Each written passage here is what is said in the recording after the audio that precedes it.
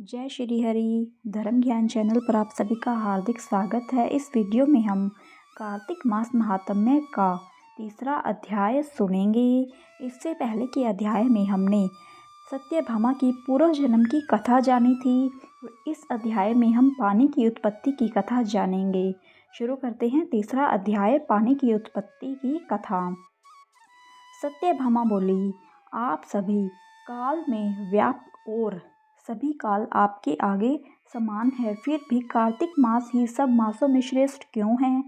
सब तिथियों में एकादशी को ही आप अपना प्रिय क्यों बतलाते हैं? इसका कारण कहिए।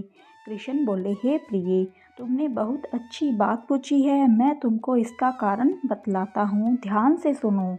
एक बार महाराज बेन के पुत्र राजा पृथु को श्री नारद जी ने उसे कार्तिक मास की महिमा बताई थी। राजा पृथु के प्रश्न के उत्तर में देवर्षि नारद ने कहा था, हे राजन, एक समय शंख नामक एक राक्षस बड़ा बलवान और अत्याचारी हो चुका था। उसने अपने अत्याचारों से तीनों लोकों को कंपायमान कर दिया था। उस शंखासुर ने स्वर्ग में रहने वाले देवताओं को जीतकर इंद्र आदि दशों लोकपालों के अधिकार को छीन लिया। उससे डर कर सभी देवता सुमेरु पर्वत की गुफाओं में कुटुंबियों के साथ बहुत दिनों तक छिपे रहे थे। वे सुमेरु पर्वत की गुफाओं में निश्चिंत होकर रहने लगे। उधर जब शंख को पता चला कि देवता आनंद से सुमेरु पर्वत पर रहने लगे हैं, तो उसने सोचा कि ऐसी कोई दिव्य शक्ति जरूर है जिसके कारण अपना अधिकार छीन जाने पर भी देवता बलवान होते हैं। यह सोचते सोचते वह इस परिणाम पर पहुंचा कि वह सब वेद मंत्रों के बल से ही बलवान हो रहे हैं। अगर इनसे वेद छीन लिए जाए तो वह अपने आप निर्बल हो जाएंगे।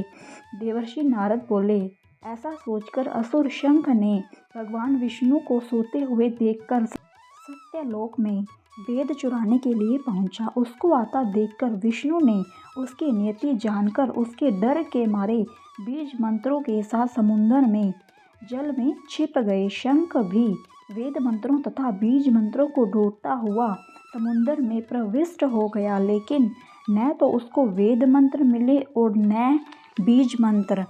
जब शंख समुद्र से निराश होकर वापस लौटा तो उस समय श्री ब्रह्मा जी पूजा की सामग्री लेकर सब देवताओं के साथ भगवान विष्णु की शरण में पहुँचे और भगवान को गहरी नींद से जगाने के लिए गाने बजाने लगे और धूप गंध आदि से बार बार उनका पूजन करने लगे। धूप दीप नैवेद्य आदि अर्पण करने पर भगवान की निद्रा भंग हुई और वह देवताओं सहित श्री ब्रह्मा जी को अपनी पूजा करते देखकर बहुत प्रसन्न हुए और कहने लगे, मैं आप लोगों की इस कीर्तन और मंगलाचरण से अति प्रसन्न हूँ। आप अपना अभीष्ट वर मांगिए, मैं अवश्य प्रदान करूँगा।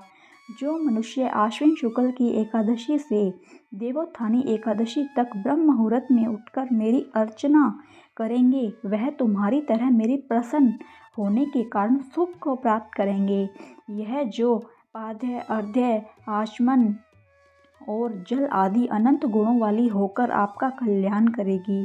शंख जो वेदों को चुरा आया, वे सबके सब समुद्र में ही हैं। मैं उस शंखासुर को मार कर ले आता हूँ। आज से मंत्र बीज और वेदों के साथ चारों वेद प्रति वर्ष कार्तिक मास में जल में विश्राम किया करेंगे। अब मैं मत्स्य का रूप धारण करके समुद्र में जाता हूँ और आप लोग भी ऋषि महर्षियों को साथ लेकर मेरे साथ चलें। जो कार्तिक मास में रात्रि पहर पहले स्नान करते हैं, वे निश्चय ही अक्षय फल को पाते हैं। वह अज्ञात में अमृत स्नान का फल प्राप्त करते हैं। हे देवेंद्र, जो कार्तिक मास में व्रत करते हैं, उन्हें सब प्रकार से धन पुत्र पुत्री आदि देते रहना, उन्हें सब आपत्तियों से बचाते रहना। हे धनपति कुबेर, मेरी आज्ञा अनुसार तुम उनका धन धान्य बढ़ाते रहना, क्योंकि इस प्रकार का आचरण करने वाला प्राणी मेरा रूप धारण करके जीवन मुक्त हो जाता है। जन्म से लेकर मरण पर्यंत जिसने विधि पूर्वक यह उत्तम व्रत कर लिया है वह आप लोगों का भी पूजनीय है। आप लोगों ने मुझे कार्तिक शुक्ल एकादशी तिथि को जगाया है, इसलिए यह एकादशी मान्य है और मुझको बड़ी प्रिय है। हे देवताओं, यह दोनों व्रत नियम पूर्वक करके से प्राणी मेरे समीप पहुँचते हैं। इन व्रतों को करने से जो फल मिलता है वह अन्य व्रतों से नहीं मिलता है। इसलिए हर मनुष्य को सुखी और निरोग रहने के लिए कार्तिक महात्म्य और एकादशी कथा सुनते हुए उपयुक्त नियमों का पालन करना चाहिए। धन्यवाद मित्रों, यह कथा यहीं पर समाप्त होती है। अगर वीडियो आपको अच्छी लगी हो तो मेरी वीडियो को लाइक करना ना भूलें और मेरी वीडियो को शेयर भी किया कीजिए और मेरे चैनल को सब्सक्राइब करिए। और आगे की वीडियो में भी कार्तिक मास महात्म्य की कथाएं इसी प्रकार आती रहेगी। आप सभी से निवेदन है कि आप इसी प्रकार मेरी कथाओं का लाभ उठाते रहें। धन्यवाद। जय श्री हरि।